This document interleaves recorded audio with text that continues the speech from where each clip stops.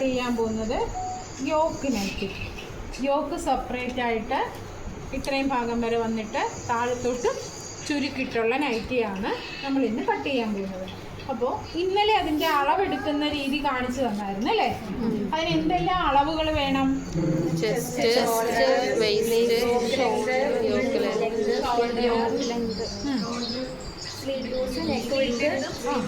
അത്രയും അളവുകൾ വേണം. അതില് നമ്മൾ ആദ്യം അടയാളപ്പെടുത്താൻ പോകുന്നത് യോക്കിൻ്റെ ഇറക്കമാണ്. യോക്കിൻ്റെ ഇറക്കം ഇത് ആരുടെ അളവാ? എത്രയുണ്ട് അമ്മയുടെ സൈസ്? ഇതാണ് വണ്ണം. വണ്ണം കൂടുതലുണ്ടല്ലേ?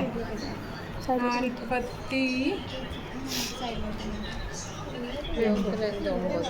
കറക്റ്റ് വണ്ണത്തിൻ്റെ കൂടെ 4 ഇഞ്ച് കൂട്ടുന്നതാണ് യോക്ക് പീസിൻ്റെ നൈറ്റിയുടെ വണ്ണം. കറക്റ്റ് വണ്ണം എന്ന് പറഞ്ഞാൽ 42 ഇഞ്ചിൻ്റെ കൂടെ 4 ഇഞ്ച് കൂട്ടും. അപ്പം 42 4 46. അതാണ് യോക്ക് പീസിന് വെട്ടേണ്ട അളവ്. യോക്ക് വെട്ടേണ്ട അളവാണ് 4 ഇഞ്ച് കൂട്ടി. അപ്പം 46ന്റെ 4 എത്രയാ? 4 എത്രയാ? 11.5 ഇഞ്ച് വണ്ണം ഇവിടെ നിന്ന് ഇങ്ങോട്ടേക്ക് അടയാളപ്പെടുത്തും.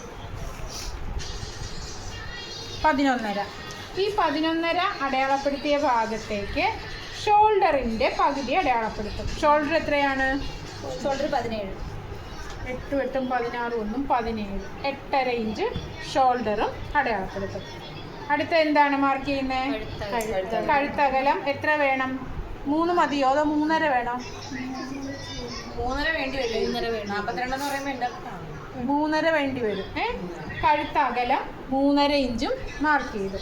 മാർക്ക് ചെയ്തതിന് ശേഷം കഴുത്തിറക്കം ഫ്രണ്ട് 6 അല്ലേ? Front 6 inch, back 3 inch.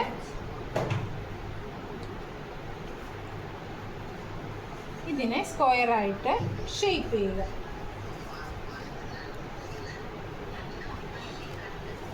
സാധാ യു കഴുത്താണ് തയ്ക്കുന്നതെങ്കിൽ ക്രോസ് പീസ് വെച്ച് ഷേപ്പ് അടിച്ചാൽ മതി. അല്ല സ്റ്റിപ്പിൽ വെട്ടണമെങ്കിൽ സ്റ്റിപ്പിൽ വെട്ടി നമുക്ക് ഷേപ്പ് ചെയ്യാം. ഇതിപ്പോൾ സാധാ യു പോലെ വെട്ടുവാണ്, ക്രോസ് പീസ് വെച്ച് തയ്ക്കുവാണ് ആദ്യത്തെ നൈറ്റി. ഇത്രയും മനസ്സിലായോ? ഇപ്പം നമ്മൾ എന്ത് ചെയ്തു? തുണിയെ നൈറ്റി പീസ്, അതായത് 3 മീറ്റർ തുണിയെ നീളത്തെ സമമായിട്ട് 2ആയിട്ട് മടക്കി, വീതിയെയും സമമായിട്ട് 2ആയിട്ട് മടക്കി. അപ്പം നീളത്തെയും വണ്ണത്തെയും ഇറക്കത്തെയും 2ആയിട്ട് മടക്കി. ഇതേ കിട്ടത്തുള്ളൂ, നൈറ്റിക്ക് ഇങ്ങനെ കൈ കിട്ടത്തുള്ളൂ. ഇതിപ്പോൾ കൈനീളം നമുക്കൊരു 8 ഇഞ്ച് വരെ കിട്ടും. കണ്ടോ? കൈ വണ്ണം എങ്ങനെയാ കണ്ടുപിടിക്കുന്നത്? 8.5 പ്ലസ് 2 10.5. കണ്ടോ? 11 ഉണ്ട്. അപ്പോൾ ഈ ഇറക്കം 8 അല്ലേ? അപ്പോൾ ഇവിടെ നിന്ന് ഇങ്ങോട്ടും അതേപോലെ ഇറക്കം പിടിച്ചിട്ട് 3 ഇഞ്ച് താഴ്ത്തി, കണ്ടോ? 5 ഇഞ്ച്. ഈ 5ലേക്ക് ഇതിന് ഷേപ്പ്. ഇവിടെ സ്ലീവ് ലൂസ് 6 അല്ലേ? 6 പ്ലസ് 2 8. ഇതിനെ ഇങ്ങോട്ടേക്ക് ചരിച്ച്. ഇതിനെ പടിക്കൊന്നും കിട്ടത്തില്ല. ഈ കഴുത്ത് വെട്ടിപ്പോകുന്ന പീസാണ് പടിക്കെടുക്കുന്നത്. പിന്നെ കഴുത്തിന് ക്രോസ് പീസ് വയ്ക്കാൻ ഈ വെട്ടിപ്പോകുന്ന ഇത്രയും പീസില്ലേ, ഇതുകൊണ്ടാണ് കഴുത്തിന് ക്രോസ് പീസ് വയ്ക്കുന്നത്. നൈറ്റി വെട്ടുമ്പോൾ ഇങ്ങനെയേ കിട്ടത്തുള്ളൂ. കത്രികതാണ്, നല്ല കത്രിക. കുഴിയുടെ ഭാഗത്ത് നിന്ന് കൈക്കുഴിയുടെ ഭാഗത്ത് നിന്ന് 5 ഇഞ്ച് മാറ്റി ഒരു മാർക്ക് ചെയ്യണം. ഇവിടെ ഈ 4 പീസും കൂടെ ചേർത്ത് ഒരു നോച്ചിട്ട് കൊടുക്കണം. എല്ലാത്തിനും 5 ഇഞ്ചാണ് നൈറ്റി, ഈ ചുരുക്കിടുന്ന നൈറ്റിക്ക്. എന്നിട്ട് ഈ പീസിനെ നിവർത്തി, ഏതളവാണെങ്കിലും എക്സലും ഡബിൾ എക്സലും എല്ലാം. എന്നിട്ട്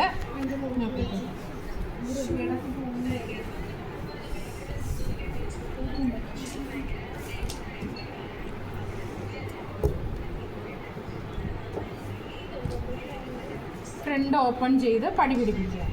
പടി പിടിപ്പിച്ചതിന് ശേഷം ഈ പീസ് ഈ അറ്റത്തുനിന്ന് പിടിപ്പിച്ച് വരിക. ഈ അറ്റത്തുനിന്ന് പിടിപ്പിക്കുമ്പോൾ ഇങ്ങനെ വെച്ചാണ് നമ്മൾ പിടിപ്പിക്കുന്നത്. ഇങ്ങനെ വെച്ച് എന്നിട്ട് ഈ ബാക്കി തുണി ഉണ്ടല്ലോ,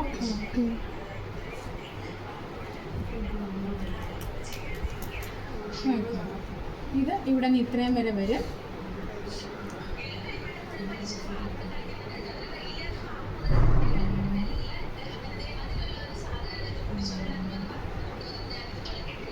കണ്ടോ 5 ചുരുക്ക്. 5 ചുരുക്ക് വരുമ്പോൾ ഇതിൻ്റെ സെൻറ്റർ വരും. തിരിച്ചിവിടെയും 5 ചുരുക്ക്. 10 ചുരുക്കേ ഇതിന് കിട്ടത്തുള്ളൂ. അത് എത്ര ഇഞ്ച് എടുക്കണം? അത് ഇച്ചിരി അകത്ത് ഇട്ടാൽ മതി, അടുപ്പിച്ചൊന്നും കിട്ടത്തില്ല. അപ്പം ഇത് കറക്റ്റായിട്ട് ഈ ചെസ്റ്റിൻ്റെ താഴെ ഈ ചുരുക്ക് വരും. ഇപ്പൊ നമ്മളെ ബാക്കിലും ചുരുക്ക്. ഈ താഴത്തെ പീസ് തുണിയുടെ നടുഭാഗം ആദ്യം കണ്ടുപിടിച്ചിട്ട് നമുക്ക് അങ്ങനെ ചെയ്യാൻ പറ്റും.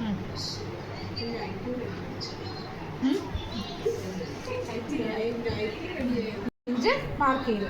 ആ 11 ഇഞ്ച് തന്നെ ഇവിടെയും മാർക്ക് ചെയ്തു. അത് ഈ ഓഫീസിൻ്റെ ഇറക്കമല്ലേ? അതിപ്പോ 15 നമ്മളിങ്ങനെ കണക്കൊന്നും കൂട്ടാണ്ട് ചുമ്മാ 11 യോക്കിന്റെ ചെസ്റ്റ് പോയിന്റ് ഇന്നലെ ഞാൻ അളവെടുക്കുന്ന കാണിച്ചു തന്നായിരുന്നു. ചെസ്റ്റ് പോയിന്റ് ഇവിടെ വരുന്നതാണ് യോക്കിന്റെ ഇറക്കം എന്ന് കാണിച്ചു തന്നായിരുന്നു. അതാണ് യോക്ക് ഇറക്കം. ഇത്രയും മാർക്ക് ചെയ്തു. അപ്പൊ എന്ത് ചെയ്തു? 11 ഇഞ്ച്, 11.5 ഇഞ്ച് വണ്ണം, 11 ഇഞ്ച് ഇറക്കം മാർക്ക് ചെയ്തു. ഷോൾഡർ മാർക്ക് ചെയ്തു, കഴുത്തകലം മാർക്ക് ചെയ്തു, ബാക്ക് കഴുത്തും ഫ്രണ്ട് കഴുത്തും കഴുത്തിറക്കം മാർക്ക് ചെയ്തു. അതിനുശേഷം തുറപ്പ് വശത്ത് താഴത്ത് നിന്ന് മുകളിലേക്ക് 3 ഇഞ്ച് മാർക്ക് ചെയ്തു. സാധാരണ ചെറിയ നൈറ്റിയാണ് 2.5 ഇഞ്ച്, അല്ലെങ്കിൽ ഒരു 10 ഇഞ്ച് വരെയാണ് യോക്കിറക്കം വരുന്നതെങ്കിൽ 3 ഇഞ്ച്. ഇതിപ്പോൾ 11 ഇഞ്ച് ഉള്ളത് കൊണ്ട് 3.5 ഇഞ്ച് മാർക്ക് ചെയ്തു. യോക്കിൻ്റെ അവിടെ നിന്ന് കൈക്കുഴിയുടെ ഭാഗത്തേക്ക് 3 ഇഞ്ച് മാർക്ക് ചെയ്തു. ഈ 3 ഇഞ്ചിലേക്കാണ് ഇതിനെ നമ്മൾ ഷേപ്പ് ചെയ്യുന്നത്. ഇതിനെ ഇങ്ങോട്ടേക്ക് ഷേപ്പ് കണ്ടോ?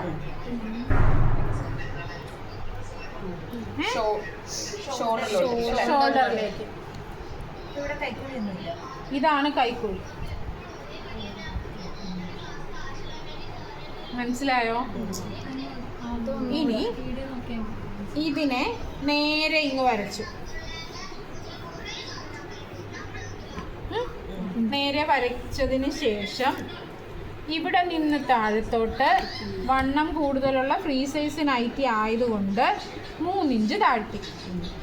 അതായത് നമ്മൾ യോക്കിൻ്റെ ഇറക്കം 9, 9.5, 10, 10.5, 11. ഇതിപ്പോൾ 11.5 വന്നിട്ടുണ്ട്. 11 എടുത്താലും മതി. അങ്ങനെ വരുമ്പോൾ 9 ഇഞ്ച് വരുമ്പോൾ ഇവിടെ നിന്ന് ഇങ്ങോട്ട് 2 ഇഞ്ചും, 10 ഇഞ്ച് വരുമ്പോൾ 2.5യും, 11 ഇഞ്ച് വരുമ്പോൾ 3 ഇഞ്ചും. ഇവിടെ നിന്നുള്ളിലേക്ക് 1.5 ഇഞ്ച്. ഇത് കൈക്കുഴിയായിട്ട് ഷേപ്പ് ചെയ്യും. ഈ പീസിലും കൂടെ കൈക്കുഴി വരും. എങ്കിൽ മാത്രമേ ഈ കൈക്കുഴി നമുക്ക് എത്തത്തുള്ളൂ. ഇതിപ്പോൾ 8 ഉള്ളൂ. ഇത് കണ്ടോ 4, 8, 4, 12. വണ്ണമുള്ള ആളാകുമ്പം കൈക്കുഴിയുടെ ചുറ്റളവ് കൂടും. അപ്പം നമ്മൾ ഇതും കൂടെ ചേർത്ത് വരുമ്പോഴേ കൈയാവത്തുള്ളൂ. വണ്ണം നമുക്ക് കിട്ടുന്നത് ഈ പീസിലാണ്. ഇനി ഈ കഴുത്ത് ഈ മടക്ക് വശമില്ലേ, നമ്മൾ ഇവിടെ നിന്ന് മുകളിലേക്ക് ഇതിനെ കയറ്റുവാണ് ചെയ്തത്. കയറ്റിയപ്പോൾ ഇവിടെ നിന്ന് നമ്മളിതിനെ ഇറക്കി. ഇത് ഇവിടെ വരുമ്പോൾ ഈ ഷേപ്പ് കറക്റ്റ് ആവും. കണ്ടോ? മനസ്സിലായോ? ഇതിപ്പോ ഇവിടെ കുറഞ്ഞില്ലേ? ഇവിടെ കുറഞ്ഞപ്പോ എന്ത് പറ്റി? ഇവിടെ കൂടി. ഇവിടെ കുറയ്ക്കണം, അല്ലെങ്കിൽ ഫ്രണ്ട് കുത്തി കിടക്കും. മനസ്സിലാവുന്നുണ്ടോ? ഇല്ല, ഒന്നും മനസ്സിലായി. ടോപ്പിങ്ങിന് ഇടിഞ്ഞ് കിടക്കും. ടോപ്പിങ്ങിന് ഇടിഞ്ഞ് കിടക്കും. അതാണ് അല്ല, ഫ്രണ്ടിൽ ഇങ്ങനെ ഫ്രണ്ട് ഇറങ്ങിക്കിടക്കും. ഫ്രണ്ട് വശം ഇറങ്ങിക്കിടക്കും. ഇത്രയും ഭാഗം പോയില്ലേ? ഈ ഇത്രയും ഭാഗം ഇവിടെ എക്സ്ട്രാ ഇല്ലേ? അപ്പൊ അവിടെ ഇറങ്ങിക്കിടക്കത്തില്ലേ? ഇവിടെ നിന്ന് 3 ഇഞ്ച് നമ്മൾ താഴ്ത്തും. ശ്രദ്ധിച്ചോ? ചെയ്ത് കളയുമല്ലേ ഇത്രയും ഭാഗം. അപ്പൊ ഇവിടെ 3 ഇഞ്ച് നമ്മൾ ഇവിടെ 3 ഇഞ്ച് കയറി അല്ലേ? ഇവിടെ 3 ഇഞ്ച് കയറിയപ്പോ എന്തായി? ഇവിടെ 3 ഇഞ്ച് ഇറങ്ങി നിൽക്കുക. അതായത് ഈ 11 ഇഞ്ചിൽ നിന്ന് 3.5 ഇഞ്ച് ഇവിടെ കുറഞ്ഞു. അപ്പൊ എത്രയായി? 7 ഇഞ്ച്. ഇത് 7 ഇഞ്ച് വന്നു. 8 ഇഞ്ച് വന്നു. 8 ഇഞ്ച് വന്നു അല്ലേ? 11.5 8, 7.5, 7.5 പോയിട്ട് 3.5, 11. ആ 3.5 ഇഞ്ച് നമ്മൾ ഇവിടെ കുറയ്ക്കണം. കുറച്ചിട്ട് ഇതിനെ നമ്മൾ ഇങ്ങോട്ടേക്ക് ഷേപ്പ് ചെയ്യും. ഒന്നും